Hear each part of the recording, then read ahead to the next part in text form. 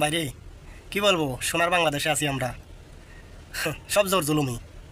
জোর জুলুমি যদি এটা না হয় ভাই, আমার একটা কথা হলো, এটা যদি জোর জুলুমিও না হয়, তাহলে এই অটোরিকশা যারা কিনেছে তাদের দোষটা কোন জায়গায় আমাকে একটু বলেন ভাই। এই গাড়িটা যদি বাংলাদেশে নট অ্যালাউড হইতো, এই গাড়িটা বাংলাদেশে চলতে পারবে না, তাহলে এই গাড়িটা বাংলাদেশে কীভাবে আসলো?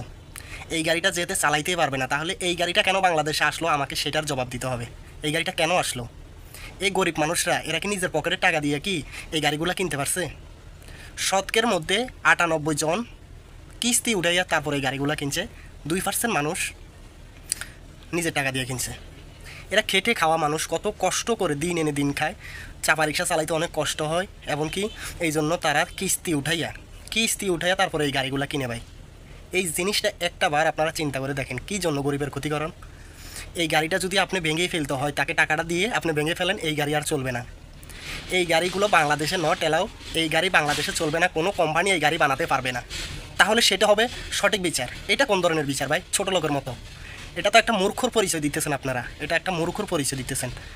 আপনারা যে অটোরিকশাগুলো ভেঙে ফেলতেছেন কেন? তারা এগুলো নিজের টাকা দিয়ে কিনছে না, ঘাম জড়ানো টাকা, পরিশ্রমের টাকা দিয়ে তারা গাড়ি কিনছে চালানোর জন্য, 2 পয়সা আয় করার জন্য। কিন্তু আপনারা যে গাড়িগুলো ভেঙে ফেলতেছেন, এটা কোন ধরনের হইল? আপনি যে গাড়িটা ভাঙতেছেন, আপনার কি একটা বিবেক নাই?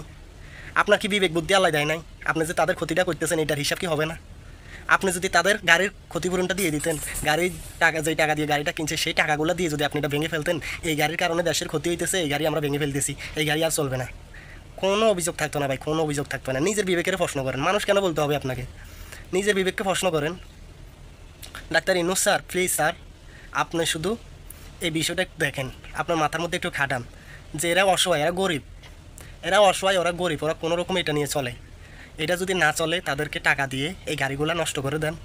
এই গাড়িগুলো বাংলাদেশে আর কোনো কোম্পানি বানাতে পারবে না, কোনো চায়না থেকে এই ধরনের গাড়ি আর আসতে পারবে না। আপনি এটা বলে দেন, তাহলেই তো হয়। আপনি ভেঙে ফেলতেছেন, এটা কোন ধরনের কী হইলো বুঝলাম না কিছু। কিছু বলেন আপনি, আপনি এদেরকে বলেন এটা তো অনেক আগে থেকেই দেখতেছি বাংলাদেশে এটা চলবে না, চলবে না, তো চলবে না, এটা বন্ধ করে দেখুন। এটা বাংলাদেশে কীভাবে আসে? আমার প্রশ্নটা হচ্ছে এটা। এটা যেতে চলবেই না, তাহলে এটা কেন বাংলাদেশে আসবে? এই গাড়িটার কাজ কি বাংলাদেশে? এটা নিয়ে এত অভিযান, সবার এটা নিয়ে মাথা ব্যথা, তাহলে এটা কেন বাংলাদেশে আসবে? এটা কেন বাংলাদেশে তৈরি হবে? চায়না থেকে এই গাড়িগুলো কেন বাংলাদেশে হবে? এইটাই আমি চাচ্ছি। তো সবাই ভিডিওটা বেশি বেশি করে শেয়ার করে দেবেন, যেহেতু এই ভিডিওটা ডক্টর ইনুস সাহেবের কাছে এই ভিডিওটা যায়, তিনি যেহেতু একটু বুঝতে পারে যে এরা গরিব মানুষ, এদেরকে মেরে কোনো লাভ নাই। আপনি এগুলো ভেঙে ফেলতেছেন, এগুলো চলবে না, কিন্তু যার ভাঙছেন সে কী করবে? কিছু মানুষ আছে আত্মহত্যা করবে, কারণ তাদের এই টাকা পরিশোধ করার মতো কোনো আর সুযোগ নাই। সে এটা ধরেই খাইতো, কিন্তু এটাই ভেঙে ফেলছেন, কিন্তু সে এখন কী করবো? শেষ পর্যন্ত সে আত্মহত্যা করবে। এই জিনিসটা দেখবেন আপনারা, এই জিনিসটা মাথায় রাখবেন।